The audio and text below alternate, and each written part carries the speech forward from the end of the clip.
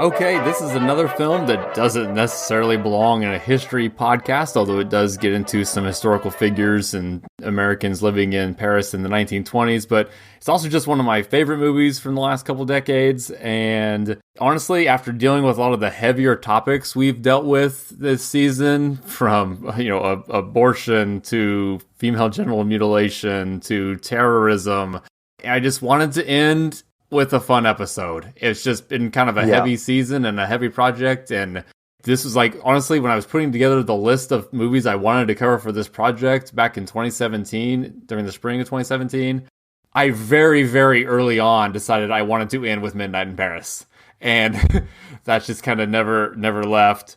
And I was looking at the total number of movies. Again, we're calling this episode 100, but by my count, it's actually about the 120th film we've discussed when you look at the bonus episodes and things. But again, I just wanted to end on a fun note, and we can talk here at the end of the episode about what our plans are for the future of this podcast. But let's go ahead and get into Midnight in Paris and the journey of Owen Wilson's character Gil as he is on a vacation with his fiancée and her parents in Paris, and just kind of joyfully wandering the streets of this beautiful city. I think this is a good movie to end on because it deals directly with the Golden Age fallacy, which I have found myself in the past kind of falling prey to. And, you see it all the time. People say, oh, I wish I could have lived, 2020 sucks. I wish I lived in back in the 80s again, or I wish I'd lived in the 40s, or in the case of Owen Wilson, he wants to live in Paris in the 20s. Right. And just this kind of idea that the present sucks, so, better to go back to a time that I think is better. Right. Or I want to make America great again, implying it was better at a past time. Right. But just, I don't know, that it kind of romanticizes that idea at the beginning, but then he does learn at the end. It's like, no, you know what? Actually, maybe make the best of the present and make that the golden age. Yeah, and everybody always thought the past was better, no matter when they were lived. And the other thing I always think about, too, is, and I get this, too, if you read, say, 19th century novels, and we always have this, it's almost become a cliche that the current generation in charge just talks about how the younger generation is just a mess and will never be good, right? They've been having that conversation for thousands of years. And read, again, where that always stuck out for me was, reading War and Peace, and Tolstoy's characters are talking about, darn kids these days, as they're dealing with, the Napoleonic Wars and stuff. And it's just, And it's, watching movies that are, set in the past, like, you do kind of, at least I do, find yourself thinking stuff like that. Like, oh man, watching The Right Stuff, wouldn't it be cool to like have lived and been a part of like the space race, or, just anything. Right. Because you're looking at the highlight reel and not the actual day-to-day life. Yes. Yeah. And like they say in the movie, oh yeah, you guys don't, they don't have antibiotics here. Yeah, I was just going to say, that's kind of, at the end, Owen kind of realizes, they don't have antibiotics. Like, it's just, And so this is the first time I've ever actually done the research, as far as on some of these characters, which, most of them you're kind of familiar with. It's kind of just, honestly, this is just them having fun with the past and, him getting to meet these characters just because. But doing the research, yes, all of these people were in Paris in the 20s. Like, they didn't fake that. And I kind of narrowed it down, though. My best guess as to when he's going back to every night is roughly April of 1926, because that's when Dali first comes to Paris, and by the end of 1926, the Fitzgeralds had gone back to the United States. Okay. Now, it also does seem like, even though he's going back in a series of consecutive nights, but we do kind of get the feeling that even though it's the next night for him, maybe it's a week later, maybe it's a month later in Paris. Does that seem probably right? Yeah, because every time he goes back, it's like a couple weeks worth of time has passed at least. Because there's like, like he goes back and it's like, oh, okay, this person's like, moved to, like they talk about, Hemingway went to Africa. He's gone to Africa, right. So, but that's still probably right, though, because Hemingway mentions only having one book out, because he'd even say, "Oh, you like my book?" Singular. Right. But that times out too, Right. because his first novel came out in early 1926, and his second one came out in October of 1926. So the fact that he has one book out kind of then confirms my theory of April 1926, give or take. And I don't know about you, but Hemingway is my favorite character in this movie. Well, they made Hemingway the comic relief in a comedy by making him so serious that it's laughable. Yeah. Yes. And I love it. And I couldn't find anything. So basically, I can't imagine this is accurate, but they basically have the character of Hemingway talk in prose. And but in the way that Hemingway writes, which is kind of this dry simplicity, but also poetic. And I always say I've had a love-hate relationship with Hemingway's novels where they feel a little slow when I'm reading them. But then a year or two goes by, and I'm like, oh, I need to read some Hemingway because they are so powerful. But anyway, so let's kind of talk about the story itself here. Well, I was just gonna. So there is the quote from Hemingway when Owen Wilson's character first meets him, and he's telling him about his book, and he says it's set in a nostalgia shop, and then Hemingway's like, "What's a nostalgia shop?" He said it's a place where they sell stuff that's old, and then he says, "Is that terrible?"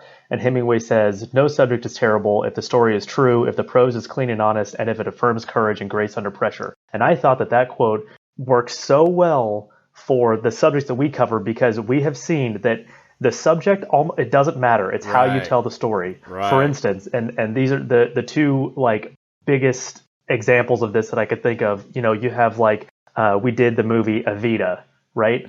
Where the subject is arguably a fascinating subject. Right. She had a fascinating life, and you know, she did a lot of important stuff, and she had an exciting life, and it was important. But the way that they told the story, the movie sucked. Right. Versus you take something like Peter Panchali that is about nothing, but the way that they tell the story is so moving and powerful. It's so, you know, well acted and well written, and it's not a big, you know, world changing event or anything, but like that was one of the better movies that we did. Right, for sure. In the podcast. So that I think that just kind of exemplifies the fact that no subject is terrible. It's about how you tell the story. Absolutely. And I guess what also didn't really, it's so obvious, but again, I think I was just focused on the fun of the time travel element in this movie that I never really thought too much about the themes. But I mean, this movie is about nostalgia. Like, I know that sounds obvious, but I hadn't really cognitively framed it that way. And again, it also is maybe the perfect end to this series of movies about world history through the lens of movies, because that kind of has this nostalgia element to it, where we look back to a movie made today, set in a different age, a movie made in a different age about that age, or the combo of both. And we've kind of seen all of those possibilities and throughout the world, in different parts of the world at different points in time. And nostalgia is kind of playing into this whole project in a way, because I mean, nostalgia is kind of the love for history. Now, maybe one's own history or one's own idea of different points in history, but again, I think that kind of just, you know, wraps up what we've been doing with this whole project, maybe. And so the film itself, if you haven't seen it, go watch it. It is awesome. I absolutely love this movie. And it's only like an hour and a half. And so it's super rewatchable. I could, again, and it flies by. Oh, absolutely. I could definitely just put this on repeat in the background forever and would be totally cool with that. And so Owen Wilson plays a writer, a Hollywood writer who would rather be writing novels, because he's basically writing crappy movies that he makes a lot of money for, but that's not fulfilling. So he would rather write a novel and hopes he can make it that way, but he's scared to show it to anybody. And his wife is, you know, they're over in Paris having fun. He just wants to walk around town and just kind of reflect. He just loves the vibe of Paris. And one night he's just kind of lost and sitting by the side of the road, and this old car, 1920s style car or whatever, comes by, and they offer him a ride. And over the course of that trip with these people that picked him up, he realizes they aren't just in an old car. We're not just at a party themed like the 1920s. I have literally traveled back in time to the 1920s.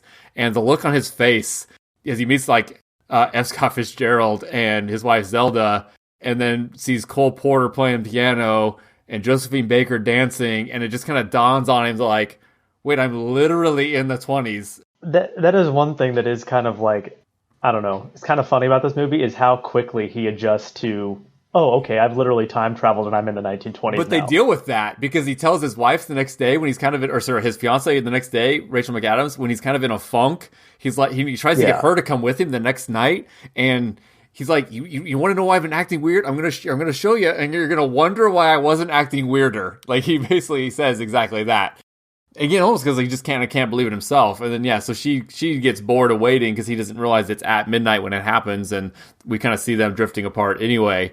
But yeah, and then it's just him meeting the characters, meeting Hemingway, and then he wants Hemingway to read his book, and Hemingway's like, no, but I'll give it to Gertrude Stein. And anyway, it's just him constantly meeting all these people. Now, he does meet a fictional character played by Marion Cotillard, who's who's actually Pablo Picasso's girlfriend when he first meets her. And yes, she is kind of interesting. Basically, she's an invented character that just kind of gave Woody Allen, the writer-director, an opportunity to connect a lot of dots, I guess, and obviously then give him a romantic interest and someone he could remove from the timeline ultimately, who wouldn't affect history if he did so. Right. Again, this is the first time I kind of started actually taking notes and researching some of the things she says, so it is kind of interesting. So she says she came to Paris to work with fashion and Coco Chanel, and she actually moved to Paris with the artist Modigliani.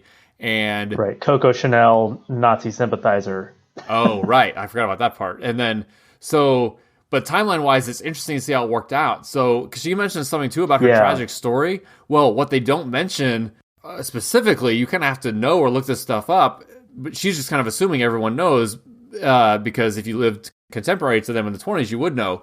Modigliani died in 1920 at the age of 35. So, the implication is almost that she was dating him at that time. And then got involved with another artist named Georges Braque, and then finally Picasso, and then that's when she meets Gil here. But the timeline kind of does all work, because these guys were all in Paris in the 20s, and so was Hemingway, so was Gertrude Stein, so were the Fitzgeralds. Like, all these people really were in Paris in the 1920s, and it was kind of this big movement of American expats in Paris. And which you might know more about this, but was there a reason that they were all there? Like, was there some movement that led them all there? Was it just because it was the end right after World War I and they just all happened to be there? Or was it like they were all there before and then like their being there together made them or assisted them in becoming as famous as they were? Yeah, so my understanding is, like, if you want to be an actor, you go to Hollywood, right? So in 1920, if you wanted to be a writer, you went to Paris. Artist, yeah, you go to Paris. It was just like that was just the vibe. That was the community in the world that was best supporting it. So if you wanted to just be around all the other artists and writers, go to Paris because that's where they all were. So now we see it as a little more spread out, but you still have people all the time that will go to New York or LA to get into the entertainment industry. So I think it was that. If you wanted to be a creative person in the 1920s, get your butt to Paris, and that's where it was happening. I think is kind of what it comes down to. So most people are already kind of familiar with a lot of Hemingway's work, and maybe even F. Scott Fitzgerald. The one I kind of I don't want to go person by person because there's so many names they drop in this movie. It's ridiculous. Yeah, it's insane. But the one I wanted to highlight here, because I was the most curious about her, I knew the least about her, and she's kind of has the biggest role, is Gertrude Stein, played by Kathy Bates. But again, it does seem accurate. She was this American from Pittsburgh who moved to Paris and did set up this kind of, they call it a salon, where she was kind of home base. So if Paris was home base, she was kind of the home base within the home base. And it seems what they show in the movie with her house just being the meeting point for all these creative types, that was true. That she did kind of run this house that was this place where they would all meet. It really was frequented by Picasso and Hemingway and Fitzgerald. Yep. So yeah, what you see in the film does seem to be what you get, and they don't necessarily hang a lantern on it either. But she was almost certainly a lesbian, and they even show her longtime partner, who doesn't really have any lines, but looks like this Alice Toklas is portrayed in the film. It's like she answers the door from at one point when he's coming to Gertrude's place, but that does seem to be accurate. She was a writer in her own right, and just kind of, I guess, known for being in the zeitgeist at the time. A couple of lines of hers, though, are things we're familiar with. Her two quotes she's known for are, one, a rose is a rose is a rose is a rose, which basically just means things are what they are. You can call them what they are. You don't need to use coded language or metaphor. Or just, a rose is a rose. Like, it's just things are what they are. And the other line that I really don't know a good usage of, but I hear it and probably used it myself there, is there is no there. So if you're talking about something and you think maybe there's something going on, used in different ways, but there is no there. That was Gertrude Stein. Again, it's not like I've read any of her books or anything like that, but again, she was writing about sexuality and homosexuality, lesbianism in the early 1900s. And so that's kind of interesting. But yeah, just kind of, again, I think Kathy Bates playing her was probably the right call, and just an interesting woman who was instrumental to the creative world in Paris at this time, and kind of helping to highlight a lot of these artists. Again, it's also, though, too, even though I said we're almost certainly in 1926 here, they don't name it in the film. And then also, he's not trying to make it a perfect history. So, like, the painting, obviously with Marion Cotillard's character being fictitious, and the painting we see... The painting isn't real. Well, no, the painting that is a real Picasso.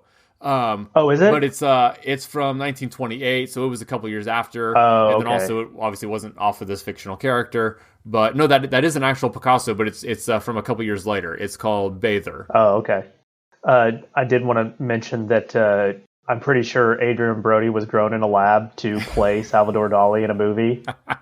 Oh, because you look at the pictures of Dali, he looks so much like him, or what? Yeah, I mean, they both look exactly the same. I mean, it's crazy. And that is one of my favorite scenes in the movie, because it's Owen Wilson is talking to Dali, and then there's the other two guys. One of them is a Spanish filmmaker, and I think the other one is maybe another artist. Yeah, they're all kind of like they're like pioneers in the surrealist movement. Yes, so they make the scene even kind of goofy because of that. Yeah, and Owen Wilson is trying to explain to them that he's a time traveler. He's like, yeah, no, I got to tell somebody I'm a man out of time. I'm from the future. I've come back to this place. I know this sounds weird. And the guy's like, no, that makes perfect sense. Like, I understand exactly what you're talking about. Because he thinks he's just talking some like crazy surrealist stuff to him, but he's like, no, I'm literally a time traveler from the future. The guy's like, yeah, no, I get it. And those two guys, and I'm not familiar with their work. The one is Louis Buñuel, who is a Spanish filmmaker who actually did get a couple Oscar nominations for writing later in his in like the 70s, so way after this, obviously. And they heavily reference one of his movies, which I looked it up, and I really couldn't. I've never seen it. That was probably just a reference for Woody Allen himself, because like I couldn't even figure out what they were talking about. So I think that was like equivalent to like when Tarantino puts like obscure movie references. Oh, for sure, right. And the other guy was an American named Man Ray. He was a surrealist who kind of just, like you said, just immediately says, "Oh yeah, what you're saying sounds legit." But honestly, these are people I haven't heard of. I'm not familiar with their work. I don't even know. Obviously, Buñuel was a filmmaker, and actually, sorry, I say that Buñuel's movies I have heard of. He had the Discreet Charm of the Bourgeoisie from 1972 was written and directed by Buñuel. So almost 50 years after this. Yeah. So he's meeting him obviously very early in his career. But yeah, Man Ray, I haven't seen any of his stuff. Yeah, so anyway, so as far as the film, ultimately it's just kind of him figuring out, basically Marion Cotillard's character, they kind of click so well, it makes him realize all the ways he doesn't click with his fiance, but then and she's equally nostalgic about the La Belle Époque, which actually just means kind of like the beautiful era or the golden era or whatever for Paris. And which for her is like the 1890s. Right. It's basically, this is 1870 to 1914. So basically from 1872, right before World War One, and then this era is like right after World War One.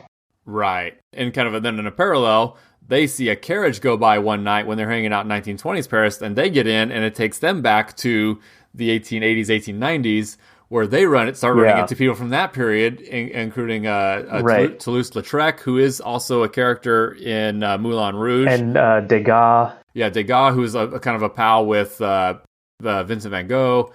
And then go Ganondorf guy. I got those confused, but yeah. Right, and then it shows that those guys are nostalgic for the Renaissance. Yep.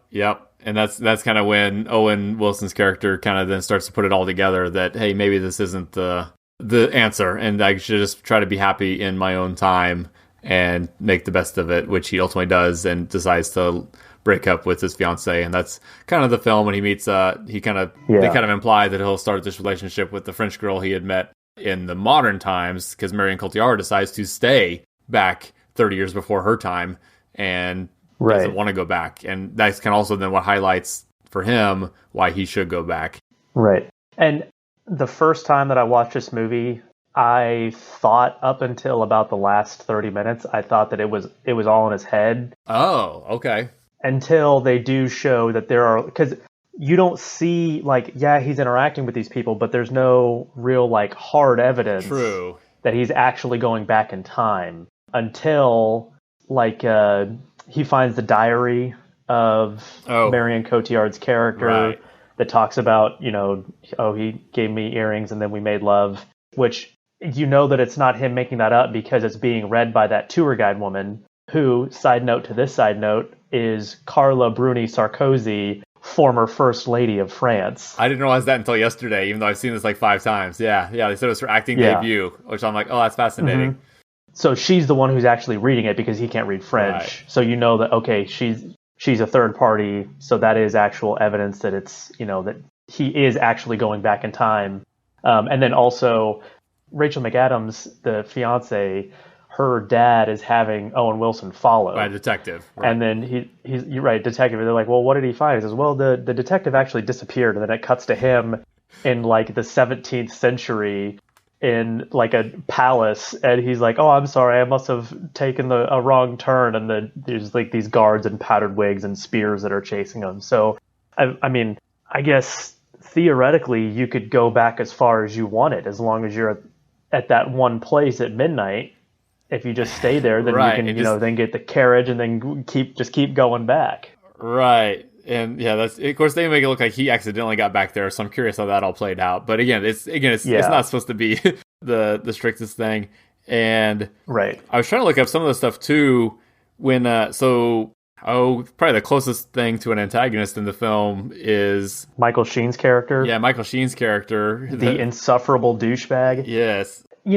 Honestly though, the first 30 minutes or so, pretty much everyone is insufferable douchebags. Like, even obviously Rachel McAdams is, because she turns out that she ends up cheating on Owen Wilson. But even Owen Wilson at the beginning of the movie is like, you're watching me just rolling your eyes like, oh my God, like, shut up, dude. Like, no one cares. And Michael Sheen's fiance as well. And they're all like trying to out pretentious each other. When they're talking about they're talking to the tour guide, and when they're in the art museum and at the wine tasting. And I don't disagree with all that. I talk about being able to watch it on a loop. Those are the tough parts to kind of get through for sure. And you definitely get annoyed with Michael Sheen's character. And so I wanted to look up to what extent was he full of it or not. Problem is it's both, because after he's obviously wrong when the tour guide is trying to say who was Rodin's mistress versus his wife. Obviously the tour guide is right and he is wrong, but some of the other stuff, I almost thought it'd be funnier if he was always wrong and that confident. Mm-hmm. But it turns out that's not the case. Like, I even wrote down, like, he mentions that Louis moved to Versailles and made that the official palace in 1682. Yeah, that was right. I was hoping he would say the wrong year. And it's like, nope, that's actually correct. So yeah, a lot of the stuff he was saying was probably correct, as much as I wanted him to be wrong.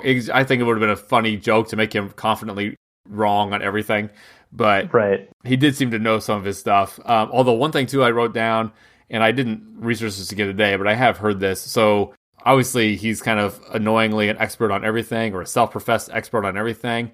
Yeah, and that's kind of like, it's almost like a running joke that Rachel McAdams like, oh, he's actually an expert in French wine. Oh, he's actually an expert on Monet. He's actually an expert in it's like 5 different things in the movies. Oh, actually, he's actually an expert in that. Right, and so Owen Wilson has to like even like fake it at some points. He's like, well, I was reading a 2-volume biography on Rodin. It's like, yeah. And then Rachel McAdams, when did you read a biography on Rodin? He's like, yeah, why would I do why that? Why would I read a biography? He's just trying to basically go chest to chest with this guy, but yeah. I heard it was on a podcast at one point, basically talking about how wine tasting is BS and that they've done blind taste tests with even supposed experts who can't tell the cheap stuff from the expensive stuff with wine. And maybe that's just me wanting to believe that's true because I think it all seems silly. But again, I've heard studies quoted that, yeah, everyone's just kind of faking it with wine tasting, which is kind of silly if you think about it. I don't disagree that there are people who have palates that are that sharp that can taste the tiny nuances and the differences. Yeah. But as far as like, oh, this is a cheap wine versus this is an expensive wine, that has been shown to be like mostly bullshit. Okay.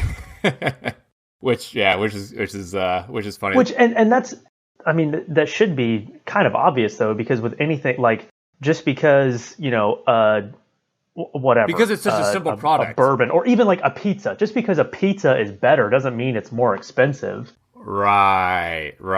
And also wine is it's a relatively simple process if you're talking about the fermentation of grapes, and which it's like beer is almost makes more sense because it's more complicated versus wine is like a simpler product. So cheap versus expensive was all just fermented grapes, right? Like at some point.